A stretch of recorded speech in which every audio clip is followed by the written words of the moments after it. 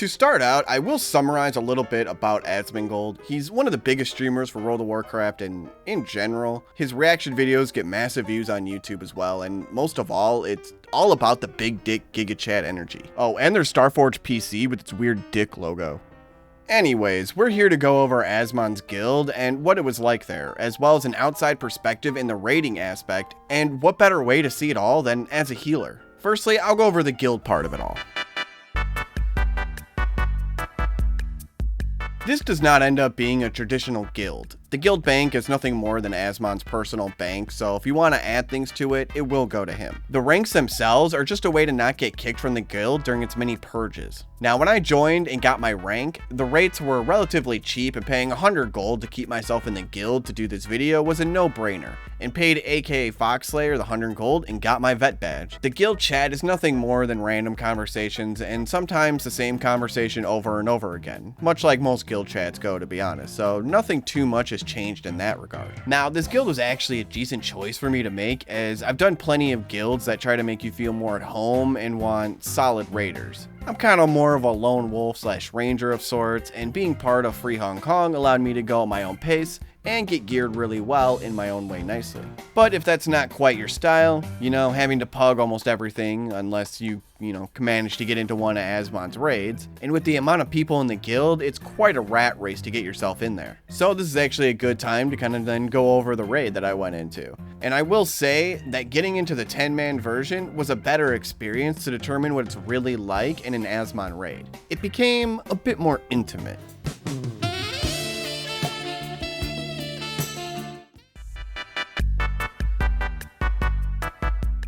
Next, Rammus is the first major raid in Wrath of the Lich King. It has about a dozen bosses and is just a remixed version of the classic one. The mechanics of the bosses back then were relatively simple compared to the level of bosses we fight in games nowadays, so they usually require you to just have basic sight and common sense to achieve victory. Though I will say mistakes can be made. No hero?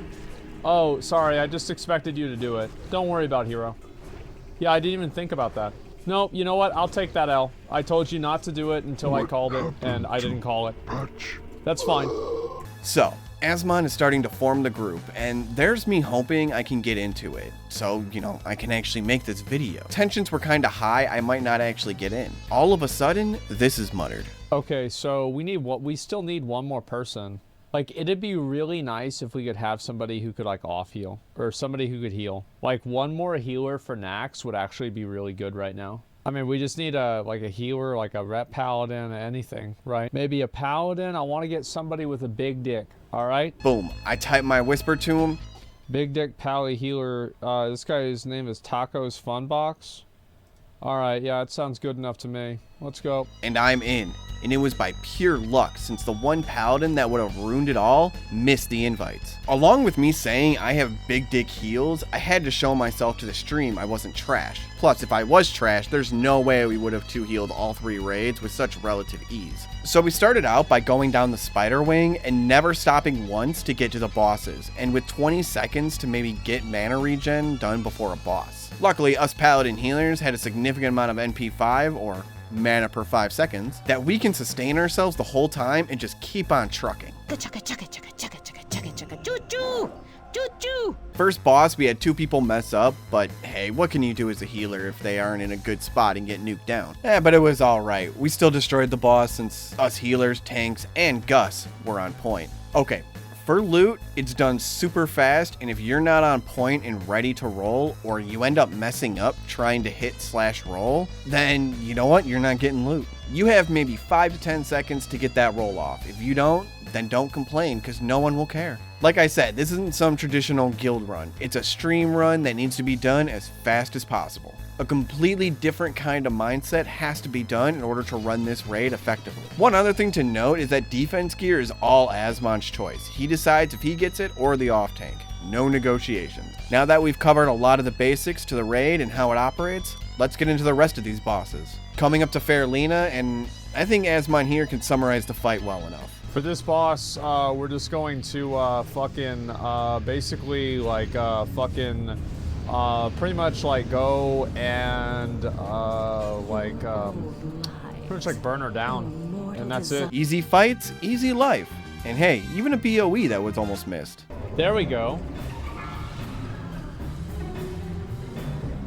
So he just double hit me there. Okay, cool. I hate how like in classic WoW they still have that like this like weird fucking thing where sometimes a mob will just like hit you 2 times in a row at the exact same time. Like there's no real rhyme or reason to it or anything. It's just like sometimes this shit just randomly happens. It's like sometimes it might be like a parry haste or something like that. So I hate that because it's just like you there's no like skill to it, right? It's just like you spam heal somebody and you just get enough gear to where you can avoid 2 hits. I hear you on that, Asmon. A part of the game I never liked myself, especially as a tank. But we moved into the Plague Quarter next, wrecking Not the Plaguebringer, perfectly in sync safety dance, and well-timed heals for Lotheb. Actually, this is impressive. This is really good. Good job, guys. Keep it up. This is fucking great. I'm very impressed. It's from this point on that it gets to be a lot more fun. Heading into the Construct Wing is where Gus memes kick off harder than it ever has. Patchwork was nothing though. Easy heals, easy fight. It's what happens next that is always the funniest part of any Nax run. This section is called Frogger. It's simple. Dodge the slimes. Now, it seems easy, but the hitbox of these slimes are quite deceiving. So I rezzed Gus and would hope he could get it on his second try.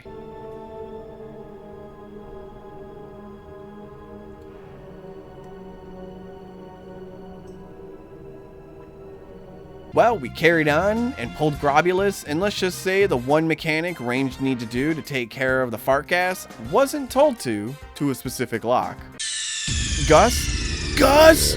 Gus! Loot gained, Gluth beat, loot gained, Thaddeus time. A bunch of people in Asmon's chat thought this was going to go very poorly. Unfortunately, we had some top tier pally healers in the run, and with the extra luck that both healers never had to move from their respective positions, it was as simple as apple pie. Only one death during it, and I bet you can guess at this point whom that person was. It's fine.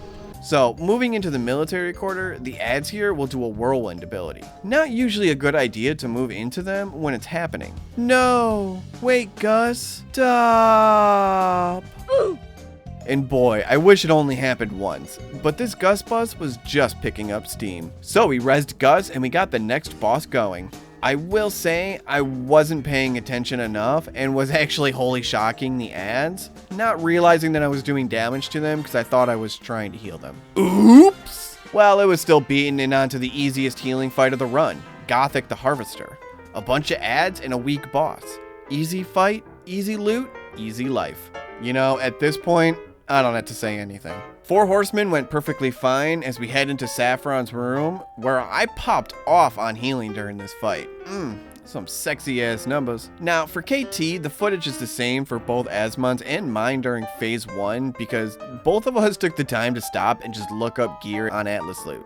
I mean, we only need one healer to get through phase 1 anyways, and to be honest, probably didn't even need a healer there. It's nothing more than some ad killing. I could still see people's health, so if I needed to throw something out, I could. Needless to say, the other phases of this fight are fairly simple and Kel'Thuz's ad was annihilated. First try. And what do you know? Every single boss was defeated first try. Nice and easy runs are always tasty.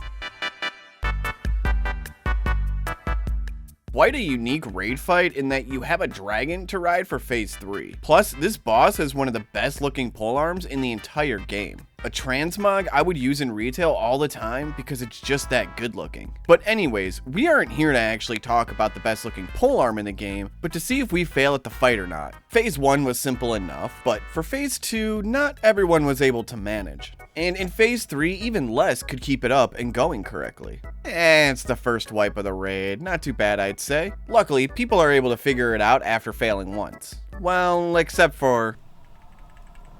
Your red eyes will share What are your you, fate. why are you standing next to him, Gus?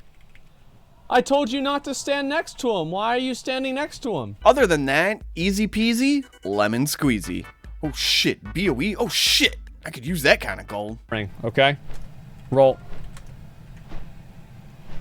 But wait, what's that number again? Mally bro down, and the only thing left is the Obsidian Sanctum with 2 drakes to start out.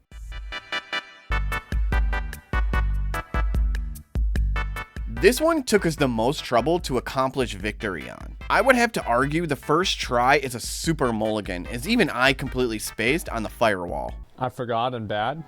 How'd you forget if I just told you? Please listen to what I'm saying. Anytime you die to it after the first one is on you though. So as you can imagine, a couple of people would hit the wall, but the hardest part to deal with was going into the portal and slaughtering those eggs. Yeah, the DPS had a bit of difficulty on this one. 2 drakes can be a bit daunting at first, but all it takes is to get the first drake down. Then it's an easy rinse and repeat to victory. Some nice spicy loot that I won't get any of, so I guess I'll move on to the final assessment, because I'm a little salty at no loot here. Kinda wanted that bag.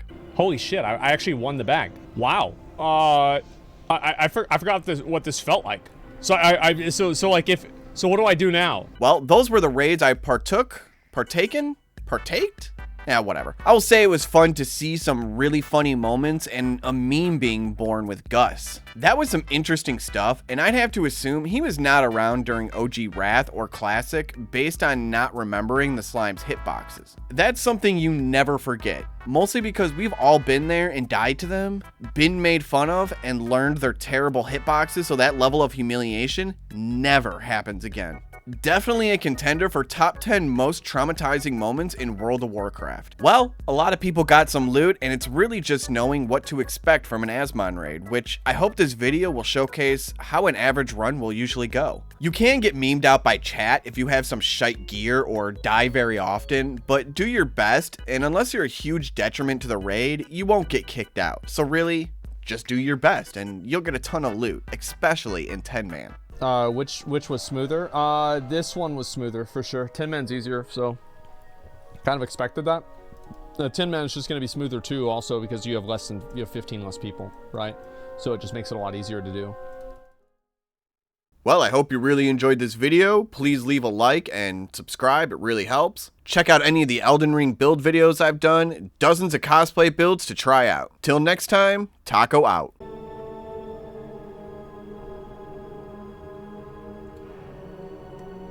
It's fine.